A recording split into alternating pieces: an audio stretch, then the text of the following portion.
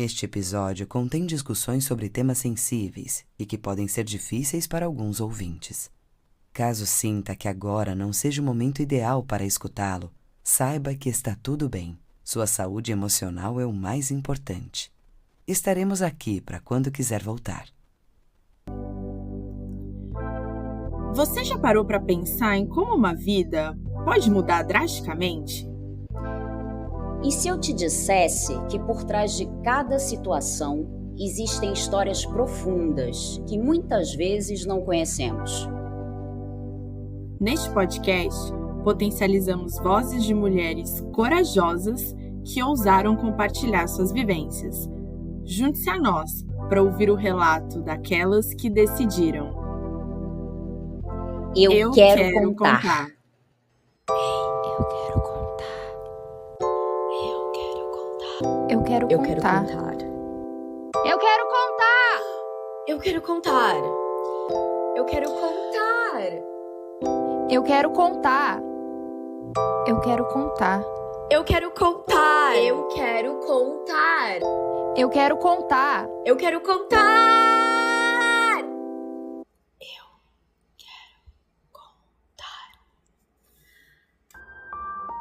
Um dia, por causa de um atraso do ônibus, ele falou que ia dar um tiro na minha testa. Ele estava totalmente descontrolado e, para reverter a situação, eu tive que me controlar e fazer sexo com ele. A história que você vai ouvir faz parte dos 462 relatos que chegaram até a Júlia Poletini pela iniciativa Eu Quero Contar. São vozes de mulheres de várias partes do Brasil que mostraram problemas urgentes e que afetam todas nós. Meu papel daqui pra frente é te acompanhar em cada reflexão. Vamos nessa? Começou de forma sutil e até carinhosa. Ele falava coisas do tipo: eu não acho que essa roupa fica bem em você. Por que você fica tanto tempo no celular? Eu não quero que você tenha rede social com homens curtindo sua foto. Quando eu discordava de algo, ele me chamava de burra, doente. Ouvintes, precisamos desde já reforçar que a maioria dos relacionamentos abusivos começam como relacionamentos que parecem normais. Digo parece, porque normalmente vem acompanhado de carinho e cuidados aparentemente inofensivos, mas que com o tempo revelam ser uma espécie de controle. Perceba como nossa sobrevivente relatou a agressividade de seu companheiro. Abre aspas. Começou de forma sutil e até carinhosa. É isso!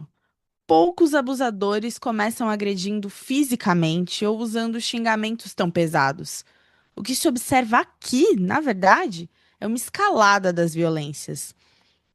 Para termos uma ideia, 37,5% das mulheres brasileiras viveram alguma situação de violência nos últimos meses.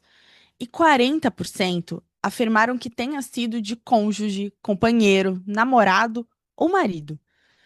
Esses dados são do relatório Visível e Invisível de 2025, promovido pelo Fórum Brasileiro de Segurança Pública. Percebam a gravidade desse número, ouvintes. Esses dados demonstram o quão assustador é o cenário da violência de gênero no Brasil. Pensando em como podemos estar atentas aos sinais, é importante entender que muitos abusadores se utilizam de uma linguagem passivo-agressiva, com bastante ironia, fazendo comentários maldosos de maneira sutil. Ou seja, estamos falando de frases como: eu só te falo isso porque eu me preocupo com você. Aquela roupa te deixa gorda. Tenho medo que esse novo trabalho te sobrecarregue. Fique em casa, é mais confortável. Eu só te fiz essa crítica porque eu quero ser o melhor, mas se te magoa eu paro, já que você é tão sensível. Pode parecer que não, mas tudo isso são violências disfarçadas de cuidado. E é difícil entender que possamos estar nessas situações. Mas precisamos entender que a nossa autoestima, integridade e saúde mental têm muito valor. E que o que merecemos de verdade é amor e cuidado. Um dia, por causa de um atraso do ônibus, ele falou que ia dar um tiro na minha testa. Se eu tivesse fazendo algo errado, mas ele estava totalmente descontrolado. Para reverter a situação, eu tive que me controlar e fazer sexo com ele. Sim, essa história é difícil de escutar. E por isso, ouvintes, relembramos o nosso aviso de gatilho. Se você não se sentir bem, fique tranquilo para sair desse episódio. Se desejar continuar, estaremos juntas ouvindo e conversando sobre a história da nossa corajosa sobrevivente. Após esse trecho do relato, me dei conta de que a escalada da violência de uma linguagem passivo-agressiva para abusos físicos pode levar tempo ou acontecer muito rápido. Perceba, passamos de forma sutil e até carinhosa a ameaças de violência física, como o tiro e o sexo como forma de tranquilizar a situação.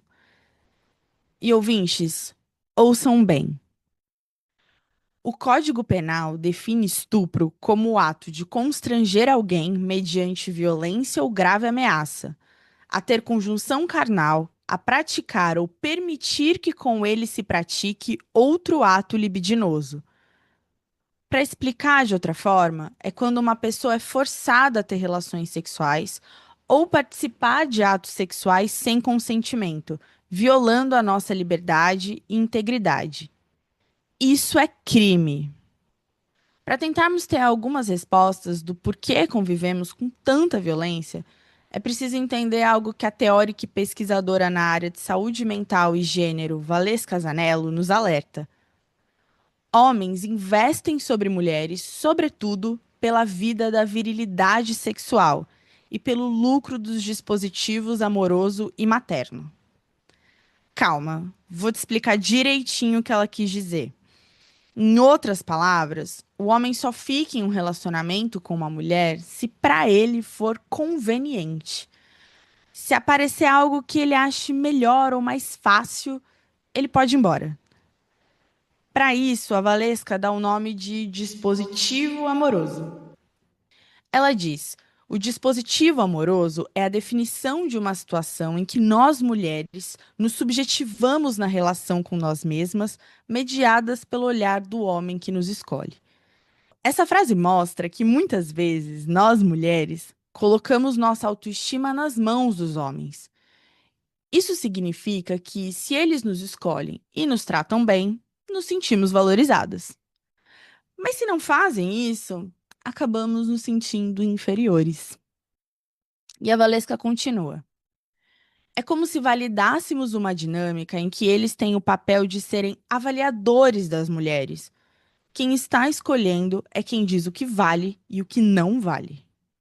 Dá para perceber que, do jeito que a nossa sociedade ensina a gente a amar, os homens acabam ficando numa posição de mais poder dentro dos relacionamentos. Isso não é por acaso. Esse modelo de amor faz a gente acreditar que eles é quem decidem o nosso valor. O problema é que essa lógica trava qualquer mudança, tanto para nós quanto para eles. Os homens deixam de aprender a lidar de verdade com as próprias emoções e nós ficamos sempre correndo atrás de aprovação. No fim das contas, essa dinâmica só aumenta a desigualdade e faz muitas mulheres sofrerem em silêncio. É duro ver como essa dinâmica acaba gerando tanta desigualdade nas relações.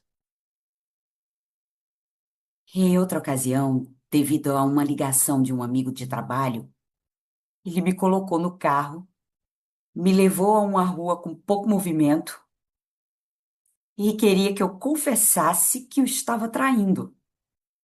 Como não havia o que confessar, ele me bateu no carro mesmo. Quando eu consegui destravar a porta e correr, passei por pessoas na calçada, pedi ajuda e ninguém fez nada. Ele me pegou, me jogou no carro e saiu em disparada.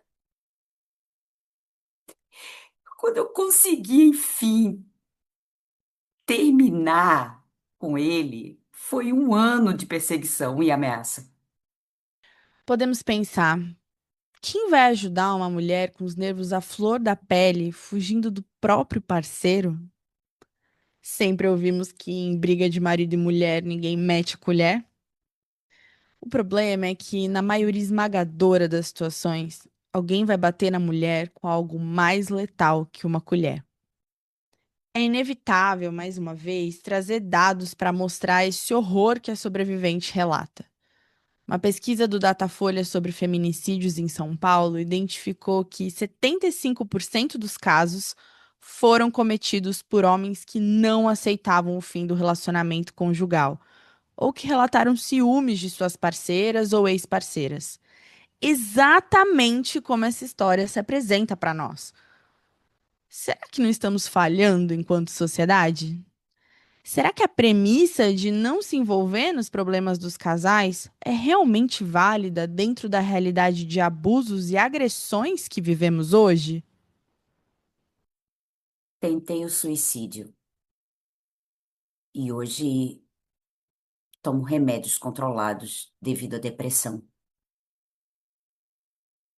Às vezes ele ainda me procura.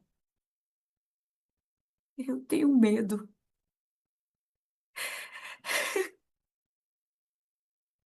Quanto sofrimento um relato pode conter? Eu sei. Mas vamos respirar, porque é muito triste ouvir o quão difícil foi para nossa sobrevivente passar por esse relacionamento. Mas encarar essa realidade é importante para que possamos combater a violência contra as mulheres. Pensar na relação entre os afetos e o gênero parece ser uma das maneiras possíveis de interpretar o fenômeno da violência. Citando novamente a pesquisadora Valesca Casanello, em seu texto Sexualidade e os dispositivos de gênero no comportamento suicida, ela relata que já na década de 90 havia o interesse na relação entre o suicídio e gênero, a partir de uma observação de que a frequência de suicídio é maior entre homens, enquanto o número de tentativas é superior entre as mulheres.